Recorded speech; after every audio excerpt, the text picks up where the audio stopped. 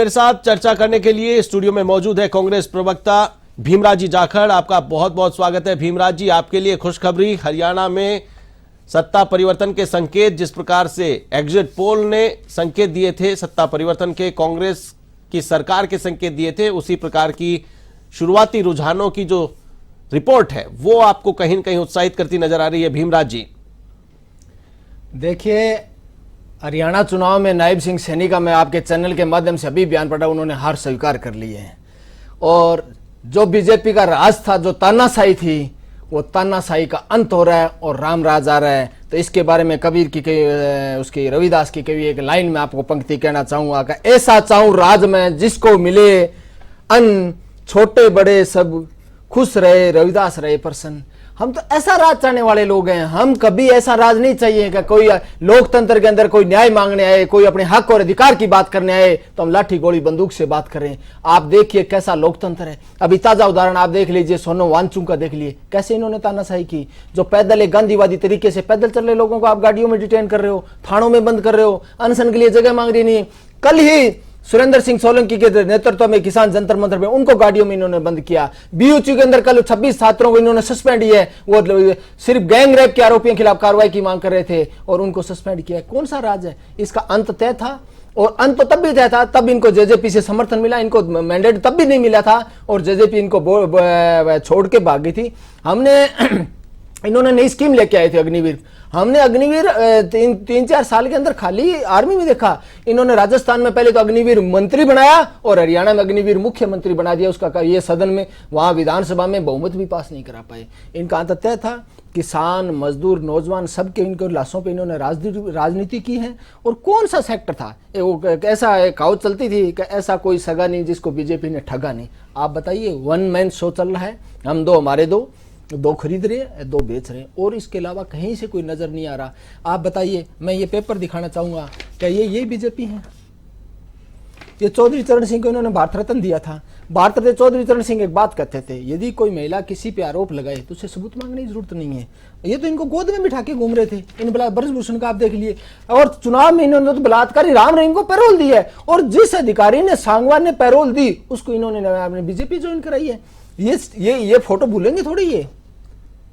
ये चित्र वो है, ये उन शहीद परिवारों की फोटो हैं जो इनकी 3 काले कानूनों के लड़ते हुए इन्होंने शहीद हो गए थे। शुभकर्ण की क्या गलती थी? 18 साल का लड़का था, हरियाणा बॉर्डर के अंदर लाके और उसके अंदर रिवॉल्वर से पीछे से सिर में गोली मारती थी। यदि तुम मर्द होते और यदि तुम लोकतंत्र की बात करते थे, सीने में चलाते, वो बच्चा सामने खड़ा था। आपने ये काम किए।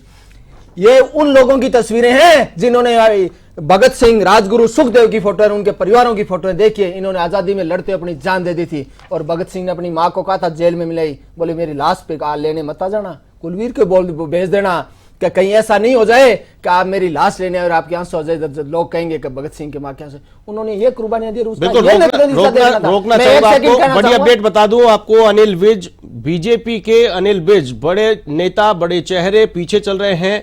जेजेपी के दुष्यंत चौटाला पीछे चल रहे हैं। तो वहीं बात करें विनेश फोगाट की, कांग्रेस ज्वाइन की, धरना प्रदर्शन किया, आगे चल रही हैं। भूपेंद्र हुड्डा कांग्रेस के आगे चल रहे हैं, नायब सैनी बीजेपी से आगे चल रहे हैं। वहीं बात करें श्रुति चौधरी, तेशाम हरियाणा सीट से पीछे चल रही हैं। सिरसा से गोपाल कांडा यहां पर आगे चल रहे हैं, बढ़त बनाए हुए हैं। नारनौल हरियाणा से कैप्टन अभिमन्यु बीजेपी के पीछे चल रहे हैं। यहां शायद बजरंग पूनिया सामने है कैप्टन अभिमन्यु के। बजरंग पूनिया चुनाव नहीं लड़ रहे। ओके, अभय सिंह चौटाला इनेलो से आगे चल रहे हैं, इलाहाबाद से। तो तमाम बड़ी अपडेट आपको बता रहे हैं। हरियाणा की 90 सीटों पर मतगणना का दौर लगातार जारी है। शुरुआती रुझानों में कांग्रेस बहुमत के पार नजर आ रही है। लगातार अपडेट आपको दे रहे हैं।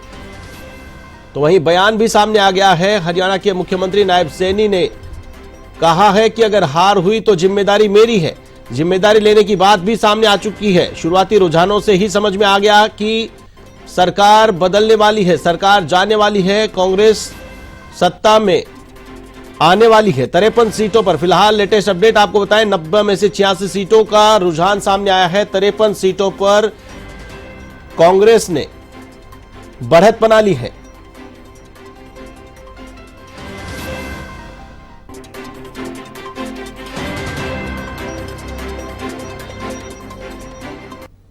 भीमराज जी, 53 सीटों पर बढ़त बना ली है कांग्रेस ने। अभी तक 86 सीटों का रुझान सामने आया है, 90 सीटों के रुझान, और उसके बाद परिणामों में भी तब्दील होना है। 46 सीटों का मैजिकल फिगर क्रॉस करना था, और इस मैजिकल फिगर से आगे किस प्रकार की उम्मीद थी?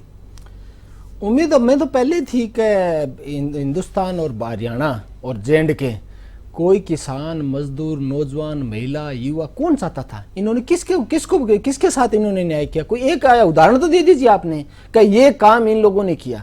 हरियाणा एनसीआर का करीब 50% हिस्सा एनसीआर का हरियाणा का इसमें आता है। इन लोगों ने एनसीआर के अंदर टोटल कंपनियां हैं, फैक्ट्रियां हैं, आपने जीएसटी लगा के उनको थोप दिया। कॉर्पोरेट का आपने 33 से 22% पे आप टैक्स ले, और इनका आप टैक्स बढ़ा रहे हो। आप आज एक मोटरसाइकिल खरीदने जाइए 28% जीएसटी लगेगा, और आप हेलीकॉप्टर खरीदने 5% लगेगा। जीएसटी का पैसा आज जहां स्टेटों में इनकी सरकार ने उनको जीएसटी का फंड नहीं दे रहे। और दूसरा सबसे बड़ा घोटाला प्रधानमंत्री फसल बीमा योजना के नाम पे इन्होंने 10 कंपनियां लाके नरेंद्र मोदी ने किया। नरेंद्र मोदी वो प्रधानमंत्री फसल बीमा योजना गुजरात में वो लागू नहीं है, आंध्र प्रदेश में लागू नहीं है, बंगाल में नहीं, राजस्थान में लागू है, हरियाणा में लागू है। और उसके अंदर 2022 तक का आंकड़ा है 40 से 50 हजार करोड़ का घोटाला है, जिसमें 10 कंपनियां हैं, 7 तो प्राइवेट कंपनियां हैं, वो तो 50 हजार करोड़ के करीब बेनिफिट में, 3 सरकारी है, नो लॉस नो प्रॉफिट में चल रही है। आखिर वो किसके इशारे पे हो रहे हैं? कौन पैसा दे रहा है उनको? और किसानों को अभी भी उनका 2021 का बड़ा घोटाला हुआ है भीमराज जी, बहुत बड़ा घोटाला है। विपक्ष चुप क्यों बैठा है? विपक्ष ने उठाई है मांग। आप विपक्ष की बात करते हो, मैं कहना चाहता हूं कि विपक्ष की बात करते हैं तो या तो ये सदन में मोबाइल माइक बंद कर देते हैं या आवाज दे देते हैं, वरना ध्यान डाइवर्ट करते हैं। और यही काम इन्होंने अग्निवीर भर्ती लेके दिया, फिर इन्होंने कर्मचारियों ने पेंशन की मांग करी, पहले एनपीएस लेके आए, अभी यूपीएस लेके देखिए यूपीएस लेके आए, ओपीएस लागू नहीं कर रहे। आखिर इनकी मनसा क्या है? आखिर क्या चाहते हो? कहीं ऐसा तो नहीं है कि गोलवर साहब की एक बुक आई थी, वी एंड नेशनहुड डिफाइंड, उस बुक के अंदर गोलवरकर लिखते हैं कि गलती से भी आपकी सत्ता चाहे तो आप देश की 95% जनता को गरीब कर देना, देश की संपत्ति 2 या 3 लोगों के खत्म करना, वो काम नरेंद्र मोदी और अमित शाह कर रहे हैं। आप बताइए कि राम रहीम को पैरोल मिल रही है, संजीव भट्ट को क्यों नहीं मिल रही? संजीव भट्ट भी तो जेल में है, आपको पैरोल देनी चाहिए। और संजीव भट्ट की आप फाइल लाके जनता सामने रखिए। संजीव भट्ट जिस दिन बाहर आके फाइलें खोलेगी, मैं आपको दावे आपके चैनल का नरेंद्र मोदी और अमित शाह जेल के अंदर सड़ेंगे, ये बात मैं दावा कर रहा हूं। और आज नहीं तो कल ये जरूर खुलेगा और दोनों का काला सच जनता के सामने आएगा। दूसरा मैं कहना चाहता हूं, इन्होंने लोकसभा चुनाव से पहले 10 करोड़ 70 लाख नरेगा मजदूरों को बाहर, उनकी क्या गलती थी? नरेगा स्कीम के अंदर सरकार की है, बैंकिंग सेक्टर के अंदर का, आधार कार्ड के अंदर का, उनको बाहर, गरीबों को बाहर निकाल दिया। और पूंजीपतियों को आप छूट पे छूट देते जा रहे हो। और पूंजीपतियों का कितना कर्जा इन्होंने माफ किया, इसकी कोई सीमा नहीं है। दूसरी बात मैं कहना चाहता हूं, 2016 के बाद किसानों की आत्महत्या के आंकड़े बताने बंद किसने किए? इस सरकार ने किए। किसान न्याय मांगने जाते हैं, लाठी गोली बंदूक से ये लोग बात करते हैं, किले रोपी गई, दीवारें चिने गई, और हद तो तब हो गई कि मुनादी कर करके, मुनादी का मतलब है गांव में लाउड स्पीकर, पुलिस और प्रशासन जाता है, यदि किसान आंदोलन में गए तो जमीनें कुड़क होगी, बच्चों के एडमिशन कटेंगे और जेल जाओगे, पासपोर्ट रद्द हो गए। ये काम बीजेपी ने किया, जो या तो अंग्रेजों से भी बुरा दौर इस बीजेपी की राज में हमको देखने को मिला। दूसरा बात मैं कहना चाहता हूं कि यदि ये हाल था तो आपने कभी बात करने की? और जो किसान आंदोलन विश्व के 10 देशों में चला है, अकेले भारत में नहीं है, कहीं ऐसा नहीं हुआ जहां उन्होंने प्रदर्शन की परमिशन मांगी प्रशासन से, उनको इजाजत मिली और वहां वो अपना हक और अधिकार की बात करने के लिए विरोध जताया और गए। पर बीजेपी ने तो सारी हदें ही पार कर दी थी। मैं पूछना चाहता हूं, आपने कर्जा पूंजीपतियों माफ किया, हमने तो कभी जंतर मंतर पे कोई पूंजीपति धरना दिए हुए नहीं बैठा। आप कौन से बात करना चाह रहे हो? किसानों का कर्जा तो 7.5 लाख करोड़ के करीब है, आपने करीबन ये तो 15 लाख करोड़ से ऊपर तो आपने पूंजीपतियों का माफ कर दिया।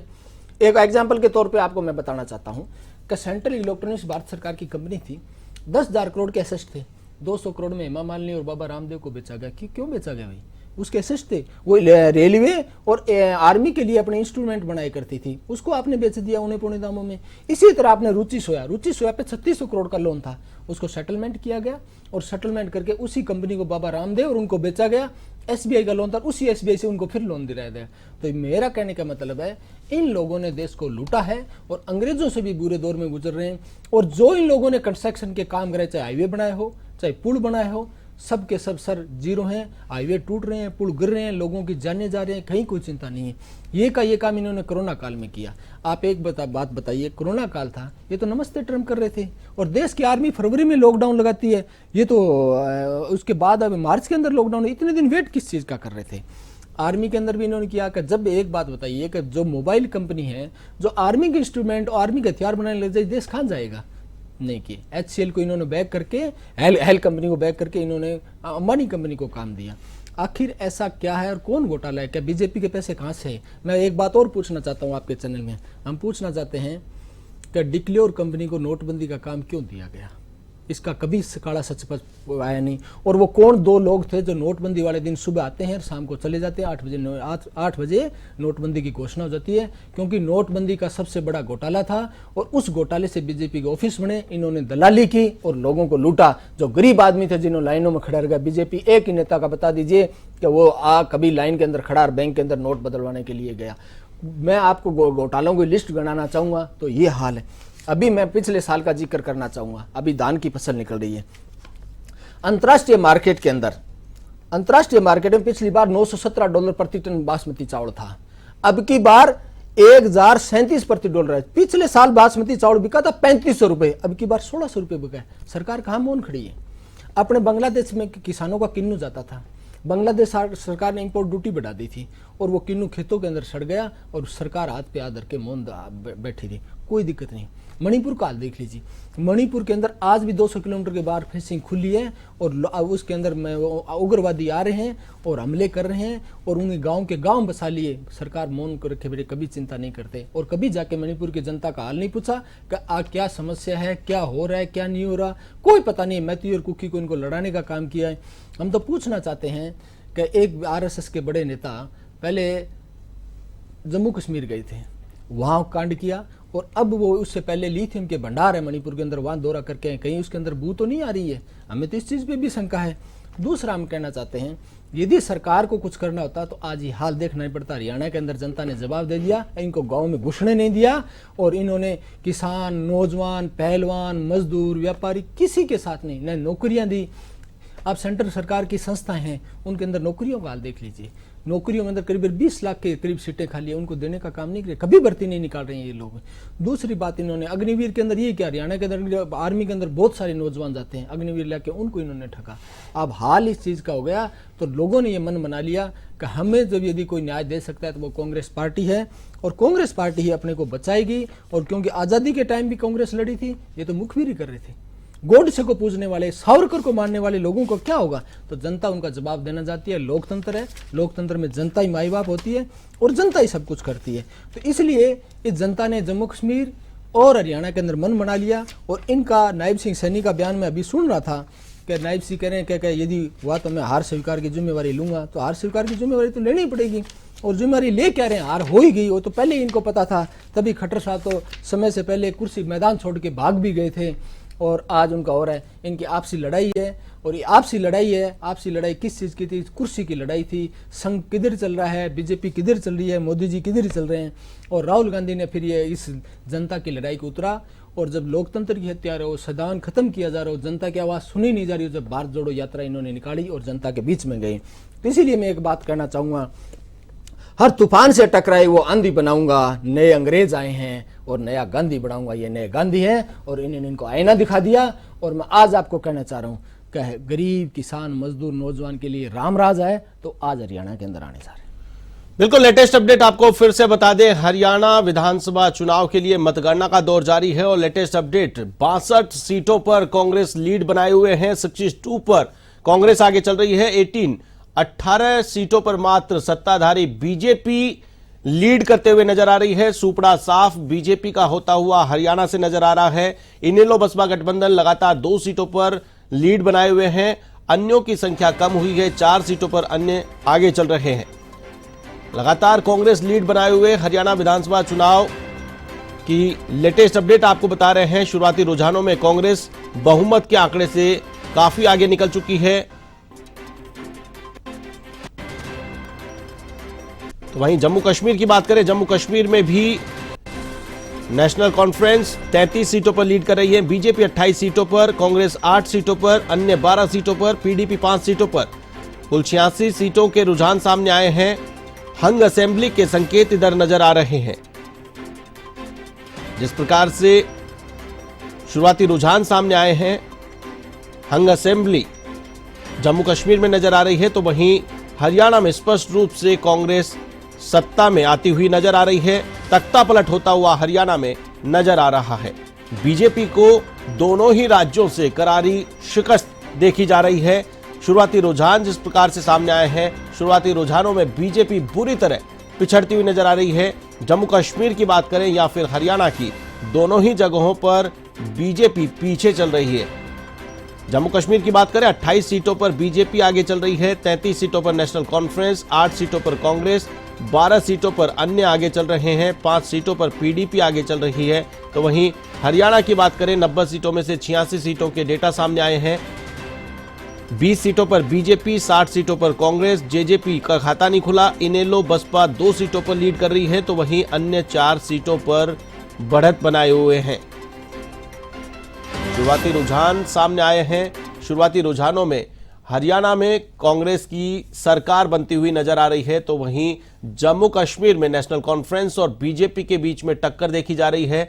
हंग असेंबली के संकेत यहां पर शुरुआती रुझान देते हुए नजर आ रहे हैं। हालांकि काउंटिंग जैसे जैसे पूरी होगी, जैसे जैसे तस्वीर साफ होगी, उसके बाद देखा जाएगा कि जम्मू कश्मीर में किसकी सरकार होगी। हालांकि हरियाणा की बात करें तो हरियाणा में स्पष्ट रूप से कांग्रेस लगातार बहुमत के आंकड़े से ऊपर अपना स्टैंड किए हुए हैं, तो वहीं बुरी तरीके से पिछड़ती हुई बीजेपी नजर आ रही है।